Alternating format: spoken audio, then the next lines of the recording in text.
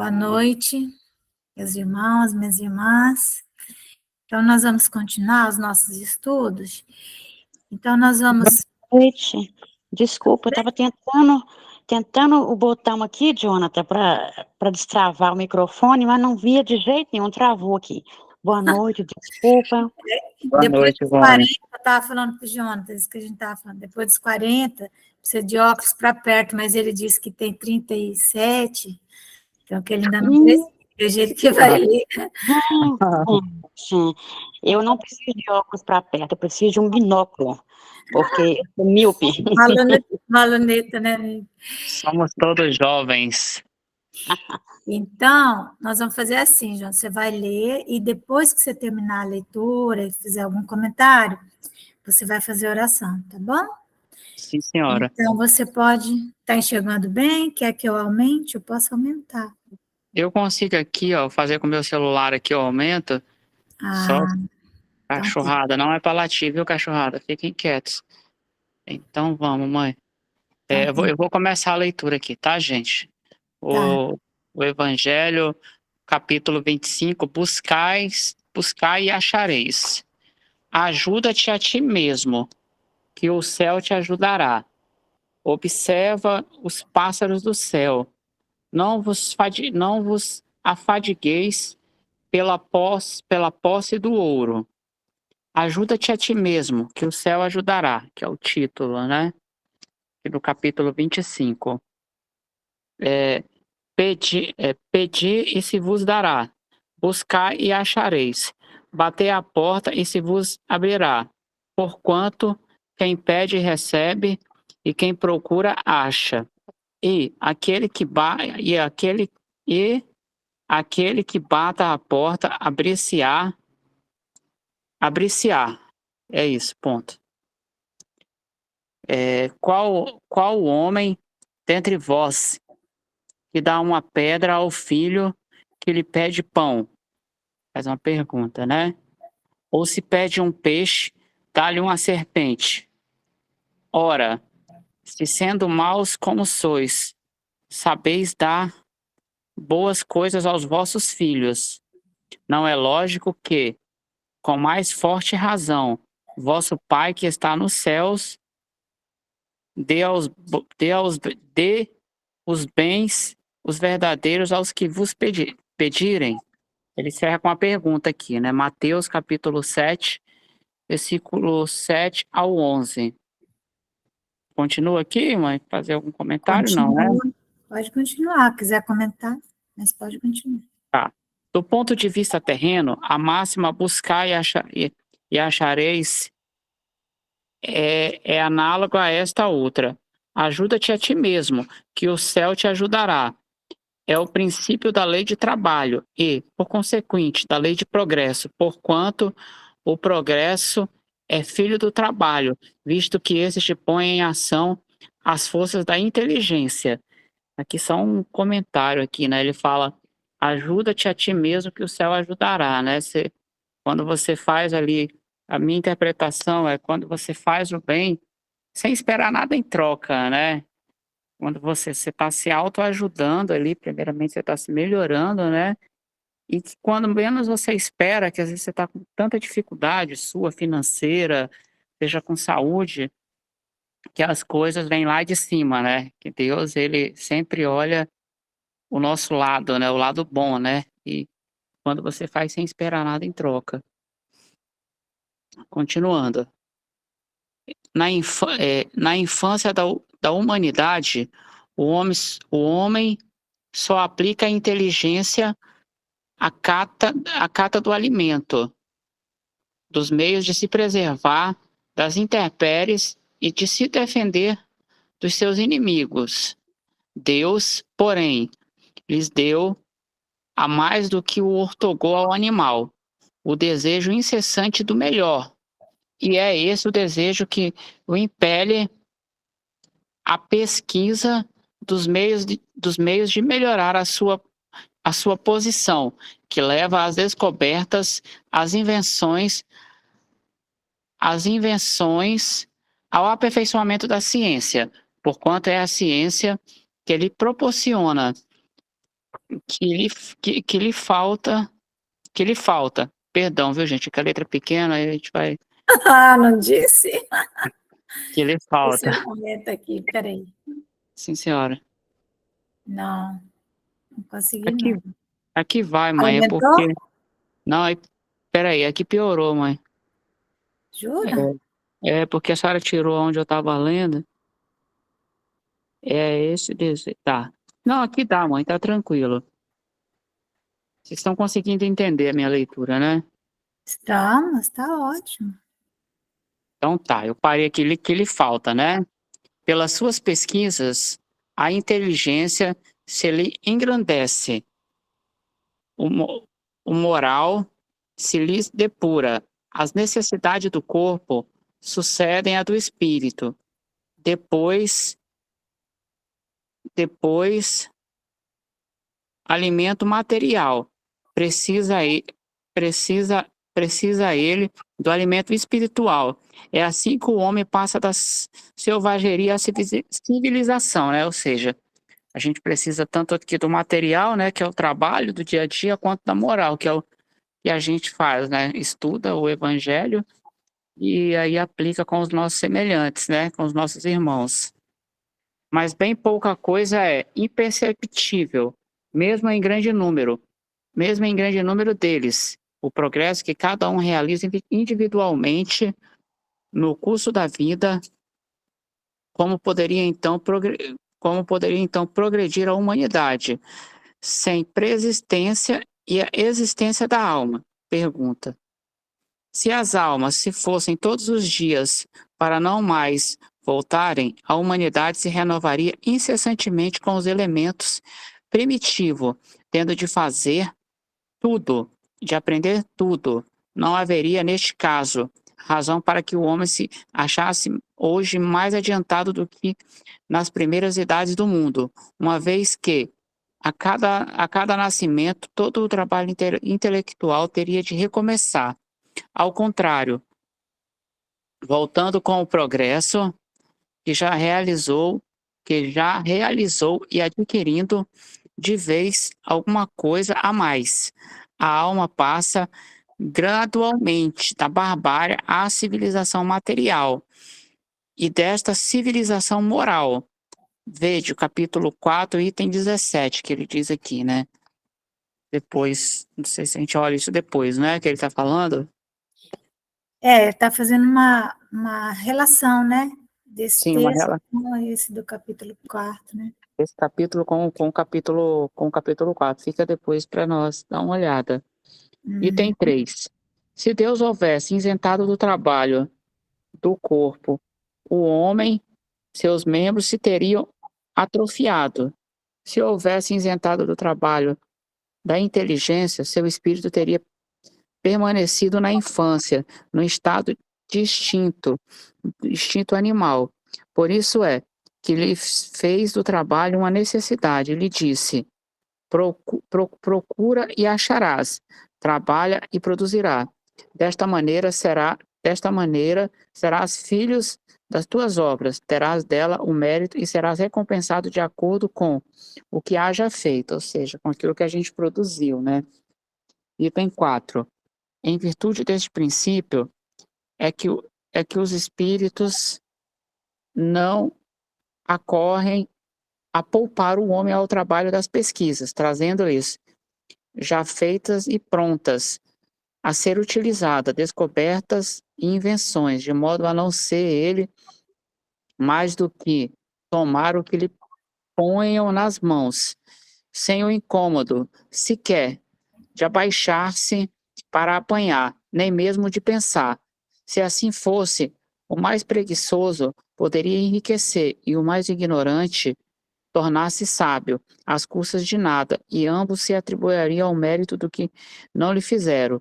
Não, os espíritos não vêm isentar o homem da lei do trabalho, vêm unicamente mostrar-lhe a meta que ele cumpre atingir e o caminho que a ela conduz, dizendo-lhe: anda e chegarás, toparás com pedras, olha e afastas tu mesmo, não te não te daremos a força necessária, se quiseres empregar.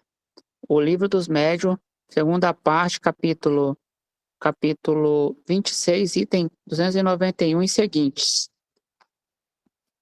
Continuando aqui. Item 5.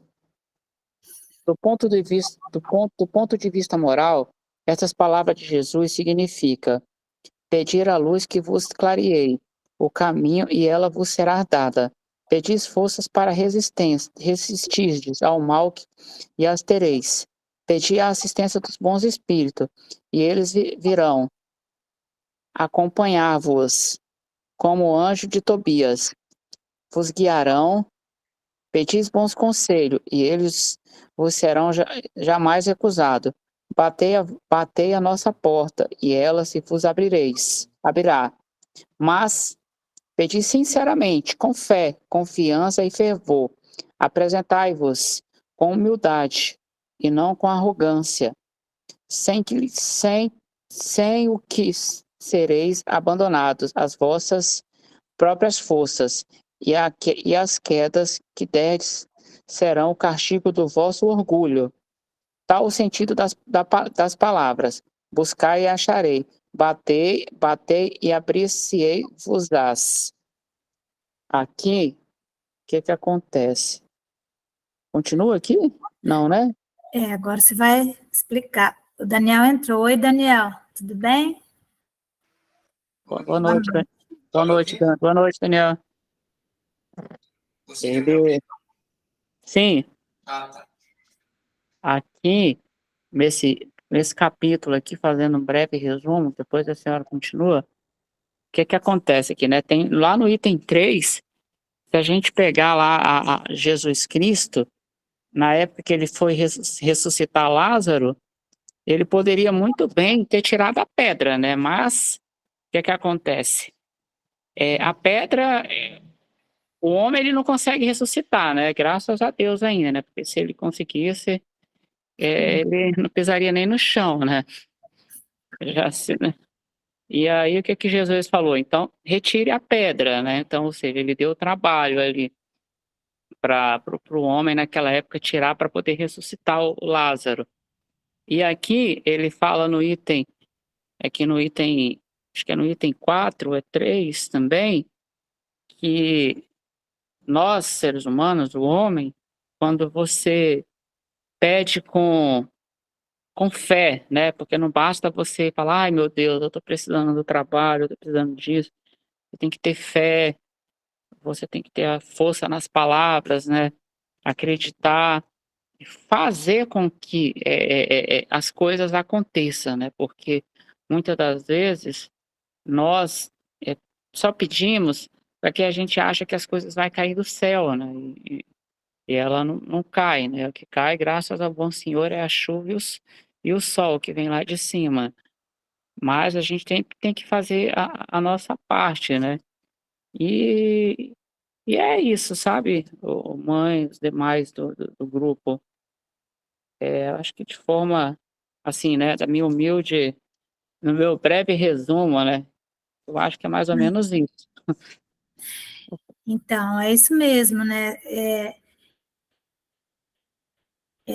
Se nós ficássemos sempre como éramos, né, na condição do instinto, em que praticamente estávamos ali no colo de Deus, né? Sim. Então, usufruindo ali, igual uma criança, né? No colo da mãe. Mas chega um momento que a própria criança, ela quer descer, engatinhar, andar, né? Porque é aquela sensação de liberdade, né? Que está dentro de cada um de nós, né? Então, mas também, do mesmo jeito que a criança, ela sai, ela vai, quando ela começa a andar, já uns 3, 4 aninhos, ela fica próxima da mãe, daí ela vai um tanto, depois ela olha e volta para a mãe. Então, ela sempre tem que saber que existe essa ligação, essa relação. e sempre a mãe vai estar ali para atender. Então, é a mesma coisa com Deus, né? Deus é essa mãe, é esse pai que vai estar disponível para nós. Agora, nós não podemos ser aquela criança rebelde que exige, que quer as coisas que ela poderia fazer por conta própria. Chega um momento, né, que a criança ela vai conseguir escovar seus dentinhos, vai conseguir, né, amarrar o sapato, trocar a roupa, e então, como nós também. A partir desse momento, o que os céus, né, vão nos dar, né, força, vão nos dar coragem, essas coisas, né? E aí, e aquilo que nós não temos condições de conseguir por nós mesmos, não é? E agora esse pedido, igual diz aqui, tem que ser com humildade e não com rebeldia. Tipo, meu Deus, como que o senhor faz isso comigo? Né? Não é? A gente não vê isso tantas vezes. E também gratidão, né? Ter aquela gratidão com relação a tudo. Olhar para a criação de Deus, sempre com esse sentimento de gratidão, acordar de manhã e pensando, né? Que é mais um dia que Deus nos permite abrir os olhos, trabalhar, não é? Então é isso. Mais alguém quer falar alguma coisa sobre esse tema? É que nem o título voltando lá em cima, né? Só volta aqui em cima, né? Ele já fala que ajuda-te a ti mesmo, né? E o céu ajudará, né? Ou seja, o que a senhora, pegando o gancho aí no que a senhora comentou, a partir do momento que a gente faz a nossa parte, né? Com humildade, com serenidade, e você trabalha, tanto no trabalho para conseguir a comida, né? A bem material, e você faz o trabalho também, que é aquele trabalho social, né? Dentro da tua religião, dentro da tua obra, né? Deus, ele nunca vai deixar te faltar o necessário, né, para tua vida, né? Então fala, é a lei de progresso, a lei do trabalho, né? Então acho que é isso, né? E a humildade acima de tudo, né? Eu, eu penso dessa forma. Pode, Dan. Também que Deus tem um interesse no progresso, né, da humanidade, né? Então, se você estiver alinhado com o trabalho que vai gerar um resultado positivo para a humanidade, você naturalmente será ajudado, porque não tem motivo para haver dificuldades, né? As dificuldades vão existir, óbvio, porque a gente está num mundo que ainda está caminhando, né? Mas é importante que as pessoas encontrem o seu próprio caminho, né? Que elas enxerguem aonde que elas se encaixam nesse quebra-cabeça, né? Que é o universo, que é aonde que as habilidades dela, pessoais, profissionais, podem de fato gerar um impacto real, né? Para o progresso da humanidade, e que quando isso é feito, a ajuda vem justamente para ela conseguir completar a missão dela de vida, de tudo, né?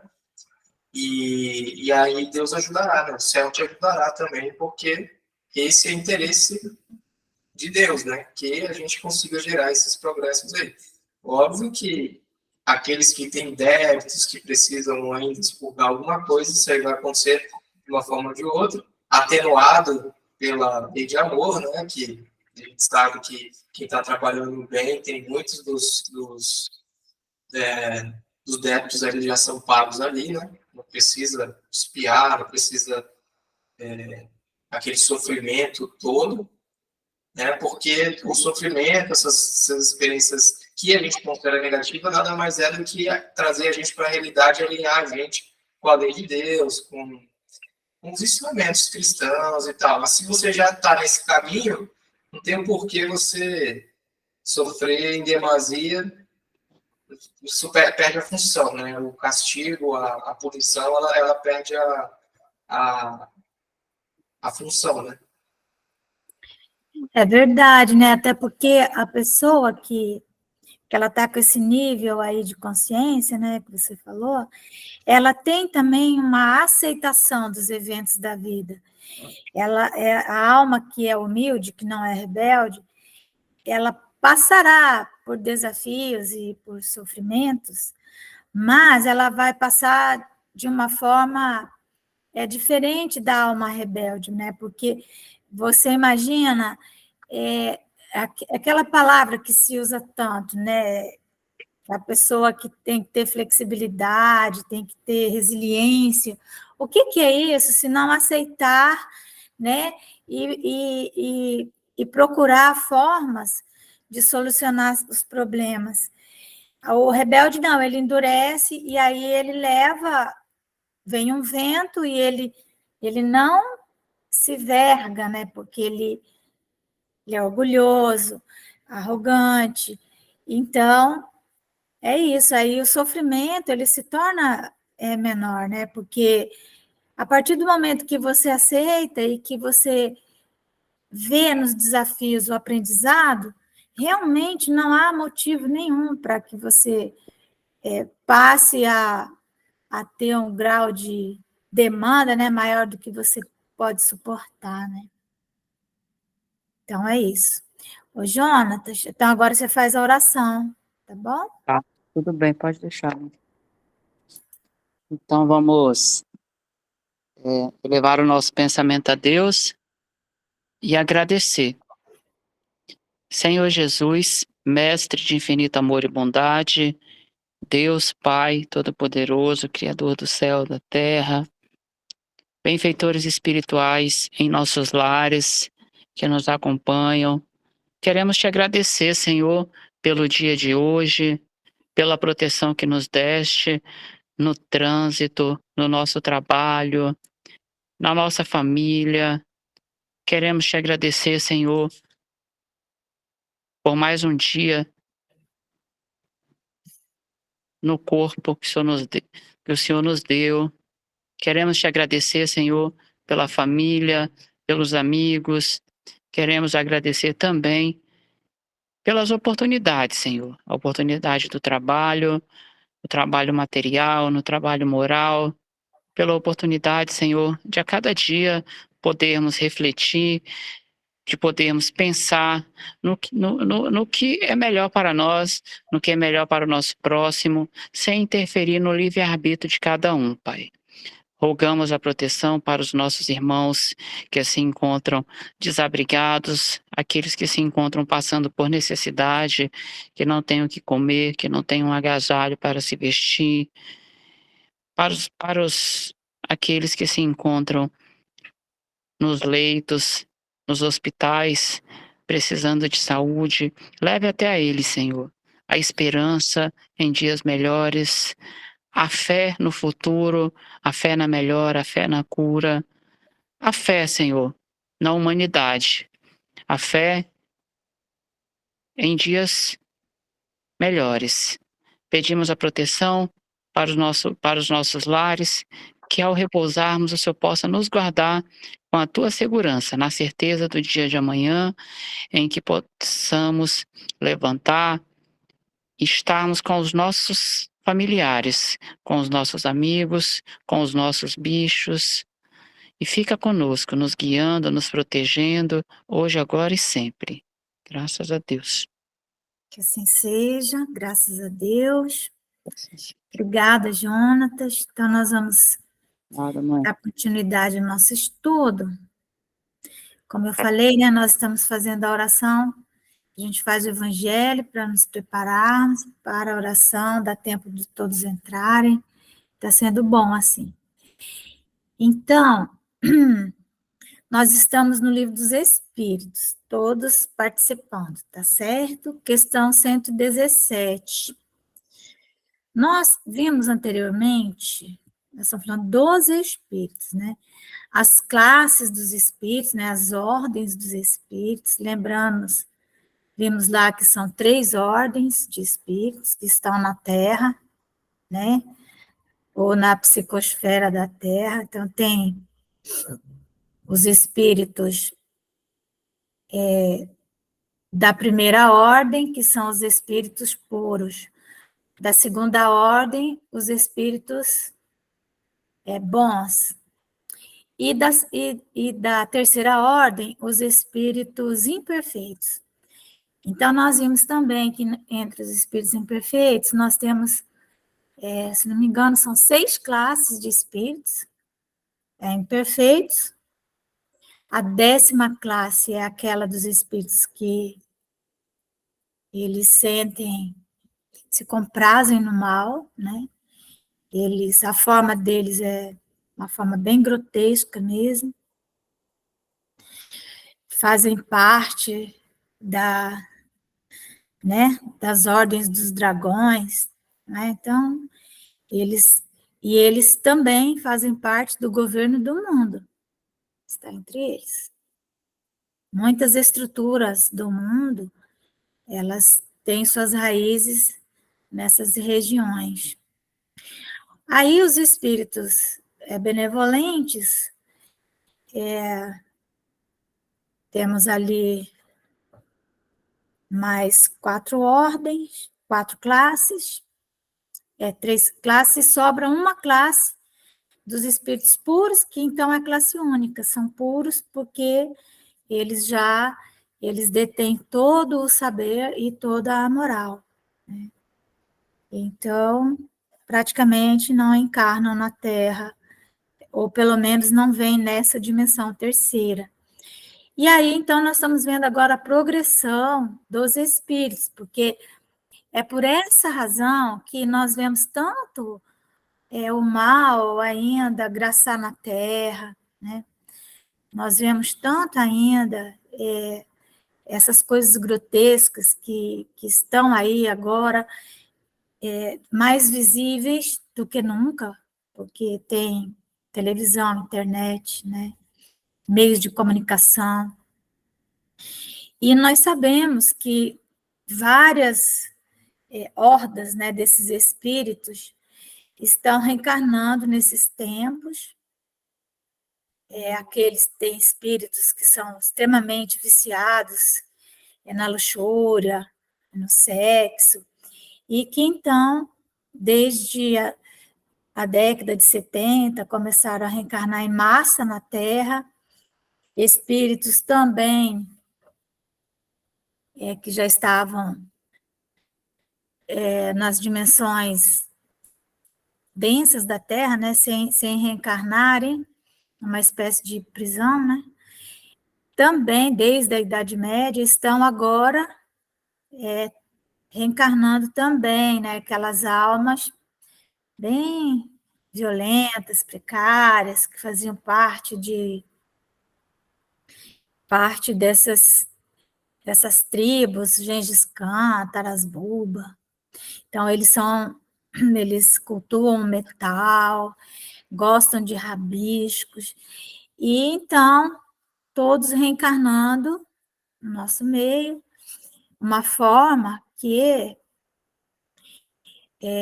a humanidade civilizada tem de compensar o período do Renascimento, né, da Renascença, em que espíritos iluminados, intelectualmente e também moralmente, vieram para a Terra, né, encarnar entre nós para nos impulsionar. Então, nós temos agora que dar essa contribuição.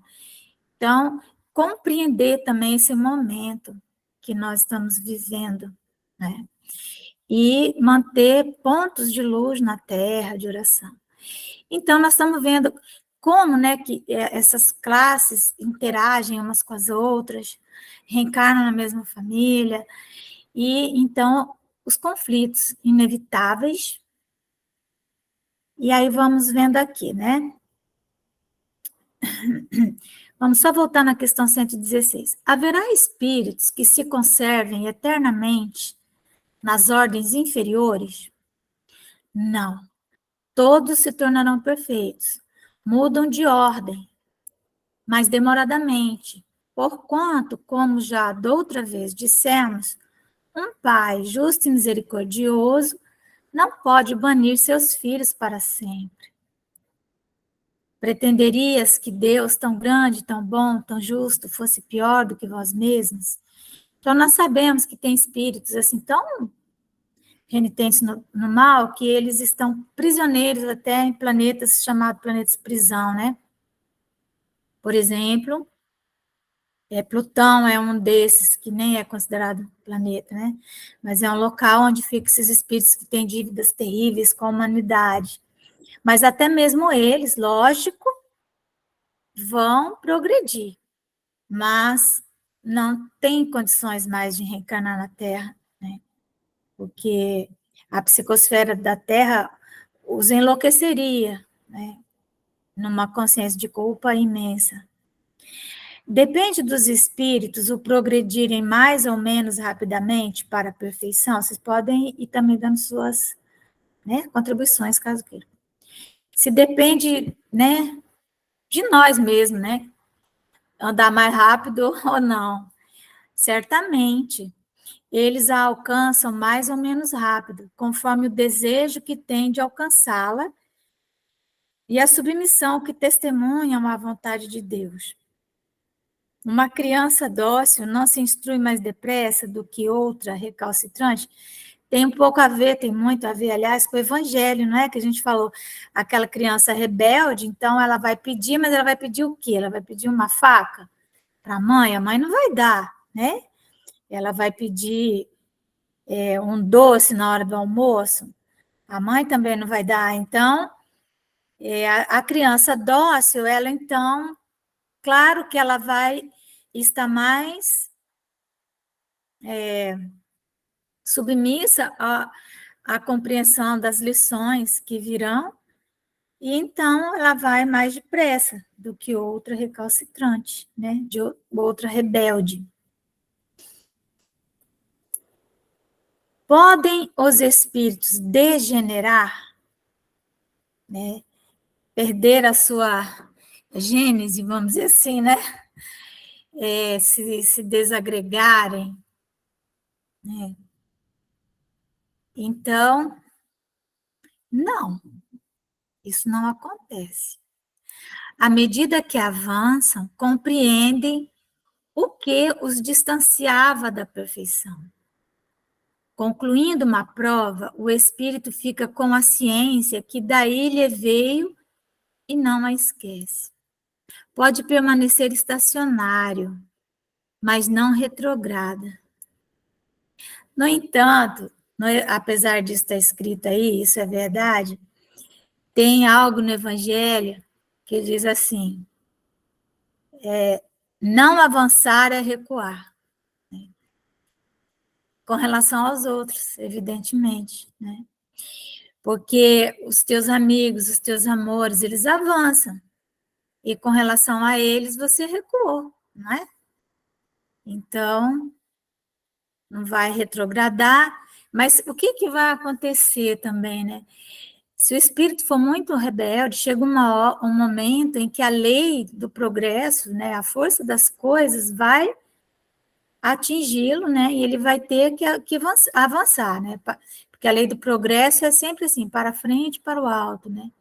Claro que a força das coisas, ela é lenta, mas não tem como. Chega um momento, então, que ele vai ter que avançar pela via do sofrimento.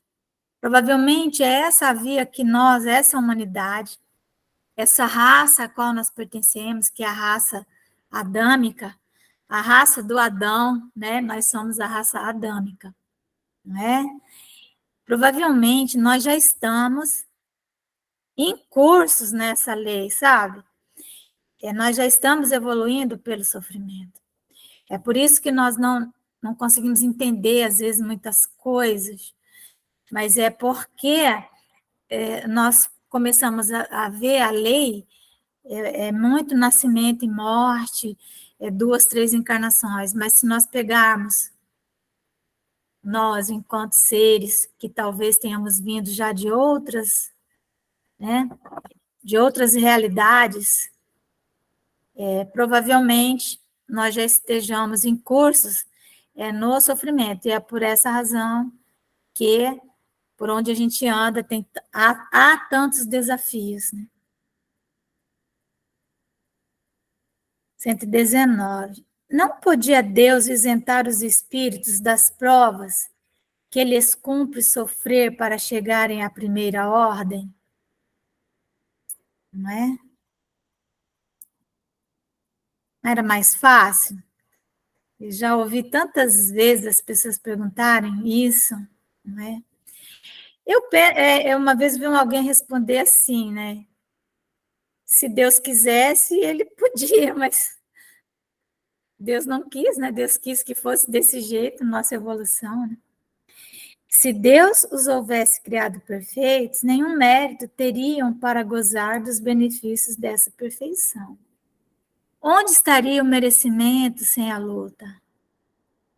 Demais, a desigualdade entre eles existente é necessária às suas personalidades. Acresce ainda que as missões que desempenham nos diferentes graus da escala estão nos desígnios da providência para a harmonia do universo, ou seja, Deus quer que seja assim. Não é? Às vezes fala assim, mãe, tem um filho que chega para a mãe e fala assim, mãe, posso fazer isso? Assim, não. Mãe, mas por que não? Aí a mãe já está tão cansada, ela fala assim, por que não? Porque eu não quero. Né? Então, se uma mãe pode falar isso, imagina Deus, né? Então, mas Deus, por que é assim? Porque eu quis, porque está na minha providência e na minha previdência, né? Assim eu entendo, sendo Deus, que é melhor para vocês. Pronto. Aí que entra a humildade, porque sem ser humilde, nós não vamos conseguir nos subordinar a essa providência divina. Nós vamos querer estar sempre entendendo isso, sempre discutindo, sempre rebeldes, né? Fala, Daniel. Porque a gente também, até pelo nosso resquício católico, eu me refiro à vivência de outras encarnações também, mesmo que a gente não tenha nessa vida ter passado pela igreja, mas a gente, enfim, a gente tende a ver Deus como um ser humano também, né? E quando ele cria um espírito, ele cria ali, tipo, num laboratório, algo assim, né? Ou ele faz, tipo, uma mágica e aí sai lá. Mas, na verdade, todo o universo, ele passa por etapas, né? Todas as coisas, elas passam por etapas. Então, assim, quando você tem um objeto quente, você deixa ele no ambiente, ele passa a resfriar lentamente, né? Então, quando você vai aquecer um fogão, por exemplo, você liga, ele vai aquecer lentamente. Também nada no universo tem essa variação abrupta, né? E quando a gente está falando de espíritos de seres humanos, né, existem várias etapas, né? Porque você tem o reino mineral, você tem o reino animal, você tem o reino das plantas lá, até esqueci o nome. Vegetal. O reino vegetal, né? Então, assim, existe uma lei da natureza que não é que Deus vai estar ali pessoalmente criando os espíritos, né? De alguma forma, ele criou os mecanismos que geram isso, né? Por exemplo, não é Deus que está mantendo a Terra em órbita do Sol e a Lua em órbita da Terra, e o Sol e o nosso Sol em órbita do buraco negro da Via Láctea e que está girando. Não, ele criou as leis da física e as leis da física tocam o resto, né? Então, quando os espíritos nascem, a gente não nasce como um ser humano, né? A gente vem desde o princípio lá, que é muito complexo de entender, a gente tem algumas coisas no livro dos espíritos e tal, mas existe um princípio inteligente ali que a gente tem no momento da nossa criação, mas a gente não vem já como um ser humano, né? A gente vem evoluindo disso, né? Porque é meio que assim que é feito em tudo no universo, né? Então, se a gente parar de enxergar Deus criando um ser humano ali, né? E aí ele vem todo cheio de problema, todo perturbado, todo cheio de violência, de agressividade, realmente não faz sentido. É porque ele já não cria logo ele... É porque ele não foi criado um ser humano. A gente vem lá de trás como alguma coisa que não tinha vida e de alguma forma ela passa a ter e ela vai evoluindo e tal, de alguma forma, que a gente não sabe explicar, e vai ficando mais complexo, e mais complexo, e mais complexo, até que chega no reino animal, e você passa a ter raciocínio, em determinado momento, né, você passa a ter raciocínio, você passa a ter discernimento, enfim. E aí, nessa etapa, você faz muitas besteiras, né? Então, isso vem nas outras vidas, nas outras encarnações, isso vem te punindo, entre aspas, né? Você vem pagando esses erros que você comete por ainda estar na... Então, se a gente analisar dessa forma, a gente entende por que Deus não cria perfeito, porque ele não cria um ser humano, entendeu? A criança que está nascendo, tem várias encarnações dela ali, ela foi, não necessariamente um animal da terra, né? Ele não foi necessariamente um pássaro, óbvio que não, mas em muitas vidas passadas, né? Mas ele experienciou vida em outras formas, muito diferentes, às vezes nem na Terra, né? Às vezes em outros planetas, em outros, né? Então, todo mundo passou por essa etapa, né? Aí, na minha visão, fica mais fácil de entender assim, né? Porque a gente vê essa linha contínua, né? Ela não dá saltos, né? Sim, perfeito. E lembrando, né, que nós que estamos encarnados hoje na Terra, nós não somos seres humanos completos, já prontos, né? Nós estamos em processo de humanização. Não é à toa, né, que quando nós vamos ver, por exemplo, a religião dos egípcios, né, a esfinge, por exemplo, o que é a esfinge? Ela tem um rosto humano, que teoricamente seria uma mulher ou não, né? Há várias divergências de quando que ela teria sido realmente construída, né? Há até quem dizem que foi 2.500 anos antes de Cristo, mas há quem defenda que ela já tenha 10.000 anos antes, né, de Cristo. Então, mas ela tem um rosto humano e tem um corpo de leão, outros dizem que é de touro, teria asas. É uma mistura, né? Ainda de humano com animal, né? Nós ainda somos esses seres que temos ainda metade de nós somos muito animalizados, muito animais. Então, essa região aqui, né, que é onde nós fazemos as nossas análises, onde está a nossa moral, a nossa vida moral, né? É uma região que está em franco processo, né? Então, é isso que você falou, é um longo caminhar, né? Então, vamos ver aqui o que o Kardec fala, né? Aqui já é o Kardec fazendo um comentário.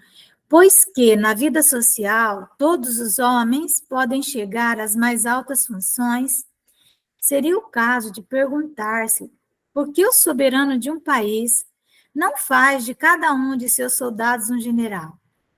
Porque todos os empregados subalternos não são funcionários superiores?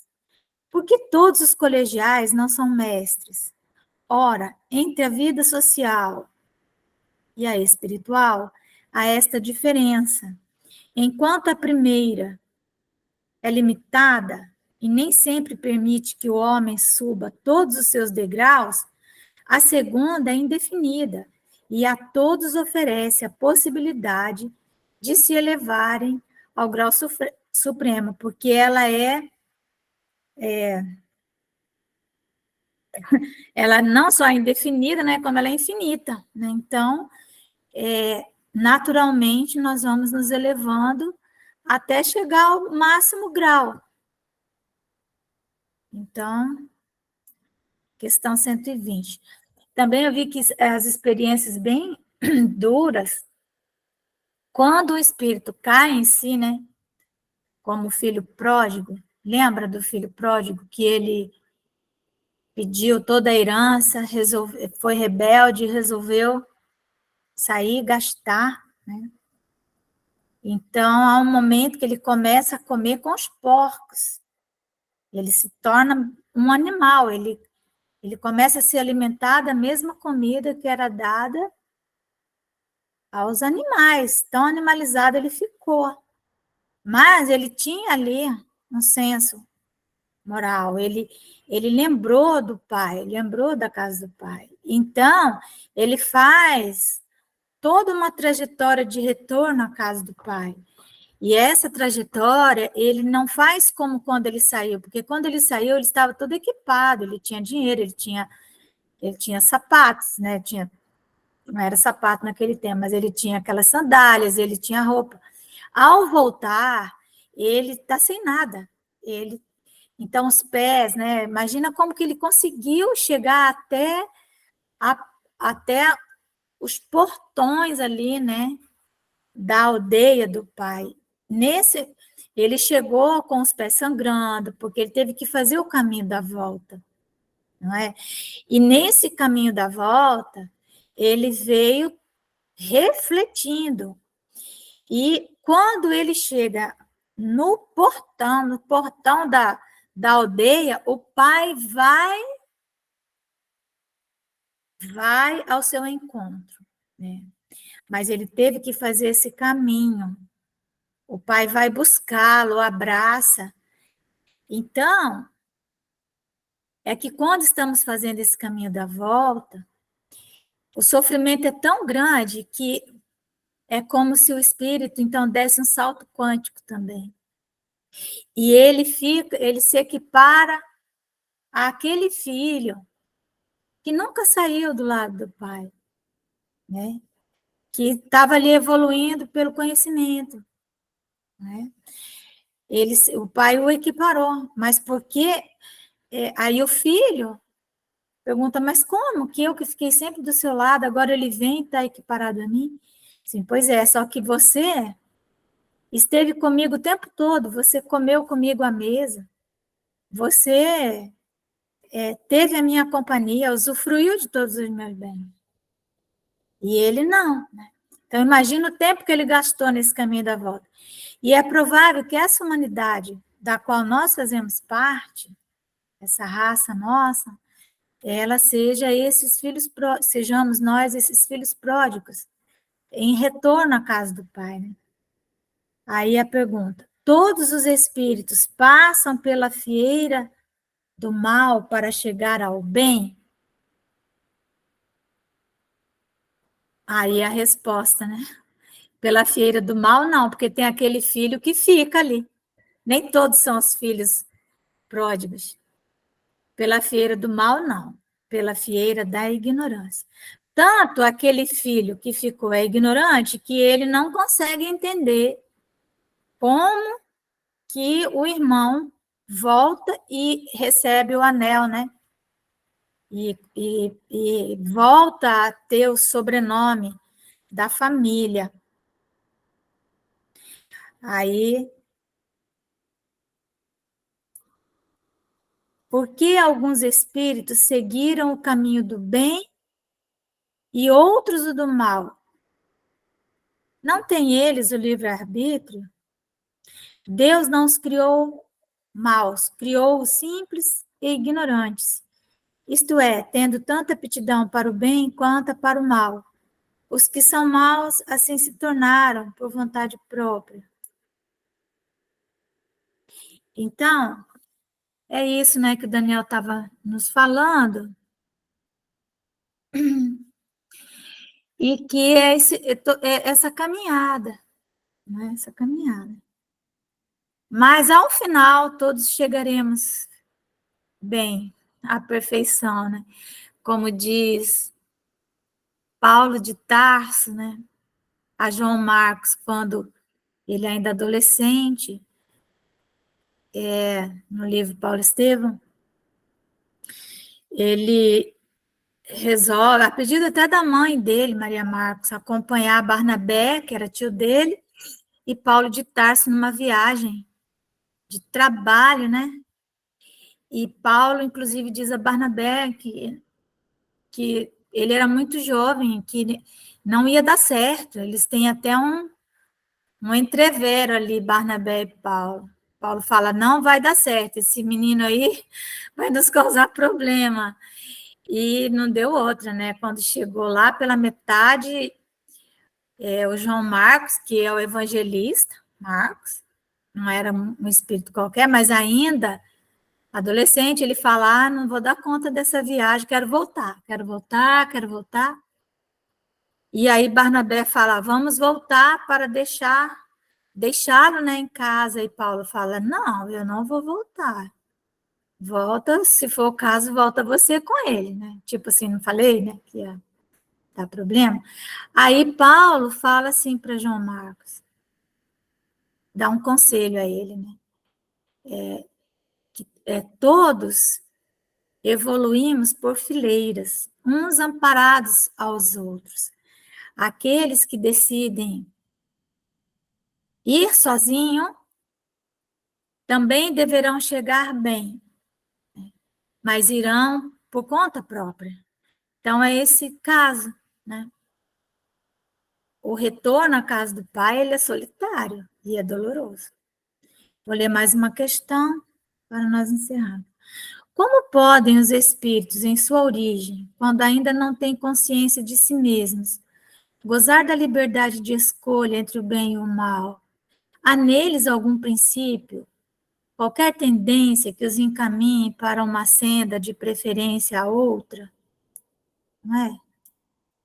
O livre-arbítrio se desenvolve à medida que o espírito adquire a consciência de si mesmo. Já não haveria liberdade desde que a escolha fosse determinada por uma causa independente da vontade do espírito. A causa não está nele, está fora dele, nas influências a que cede em virtude de sua livre vontade.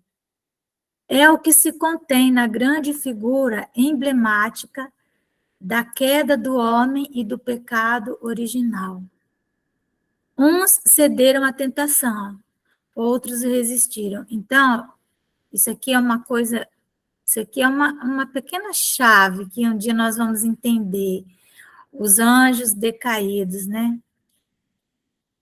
Os espíritos da raça adâmica, né? De onde vêm as influências? Letra A. De onde vêm as influências que sobre ele se exercem? Dos espíritos imperfeitos que procuram apoderar-se dele, dominá-lo, e que rejubilam com fazê-lo sucumbir. Foi isso que se intentou simbolizar na figura de Satanás. Tal influência só se exerce sobre o espírito em sua origem? Acompanha-o na sua vida de espírito, até que haja conseguido tanto império sobre si mesmo, que os maus desistem de obsidiá-lo. Então, aqui, só para encerrar, eu vou lembrar da vida de Dr. Bezerra de Menezes. O Dr. Bezerra, ele tinha um espírito que o obsidiava, desde tenra idade. Tentava, de todas as maneiras, perturbá-lo. E, na verdade, Dr. Bezerra nem tinha nenhuma dívida com esse espírito, apenas esse espírito pessoal. Esse espírito, ele não suportava o Evangelho de Jesus. Então, Dr. Bezerra, enquanto um espírito divulgador, né, então ele queria provar que em algum momento aquilo que o Dr. Bezerra falava, ele não conseguiria manter, não é? Dar o testemunho. E então, teve até uma vez que ele colocou fogo na cama do Dr. Bezerra, no colchão.